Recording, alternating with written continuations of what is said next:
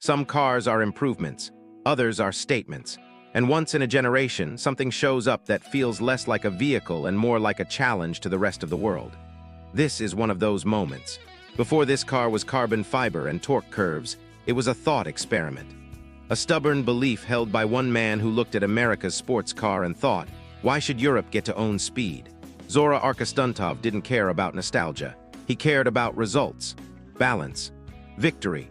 And decades after his ideas were dismissed as impossible, Chevrolet finally built the version of the Corvette he always wanted.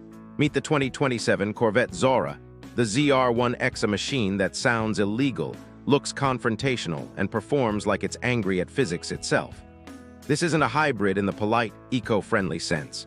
There's no virtue signaling here. The electric side of this car exists for one reason only: to make the violence arrive sooner. Behind the cockpit sits a twin-turbo 5.5-liter flat-plane V8, a high-revving, turbocharged engine that doesn't ask permission.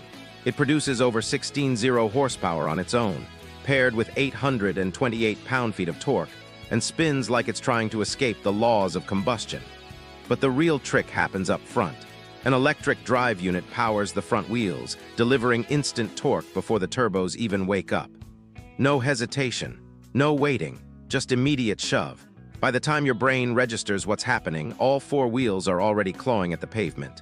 Combined output, roughly 1,250 horsepower sent through an all-wheel drive system that never lets go. 0 to 60 happens in under 2 seconds. Not about 2, under. The quarter mile disappears in less than 10.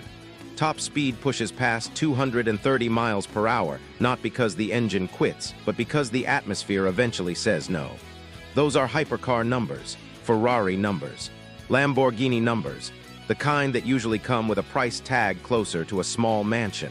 And yet this one starts just north of 200 grand. Somewhere in Italy, an accountant just felt a disturbance in the force. Of course, power without control is just chaos.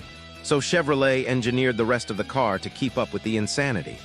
Real carbon fiber, not cosmetic, not decorative, reduces weight while increasing rigidity. The optional aero package looks like it was borrowed from a prototype racer. An enormous rear wing, an aggressive splitter, and underbody elements designed to manage airflow with surgical intent. At speed, this car generates over 1,200 pounds of downforce. That's not marketing fluff. That's enough force to physically press the Zora into the road harder than gravity alone ever could. It doesn't so much take corners as it challenges them. Braking is handled by massive carbon ceramic rotors, force-fed cooling air through dedicated intakes. When you hit the brakes, you don't slow down, you terminate momentum. Violently, repeatedly, without fade. Step inside and the theme continues. The cockpit feels less like a luxury interior and more like a command center. Screens wrap around the driver, feeding performance data, traction settings, and real-time feedback. Everything glows, reacts, warns. This car talks to you constantly because it knows what it's capable of, and it wants to make sure you do too. The 8-speed dual-clutch transmission fires off shifts faster than conscious thought. Manual control is there if you want it. Full automation if you don't. Either way, the hybrid system fills every gap, erases turbo lag, and delivers torque exactly when it hurts the most. And then there's the design. Wide fenders stretched over massive tires. Hood vents bleeding heat straight into the sky. Side intakes gulping air like they're starving.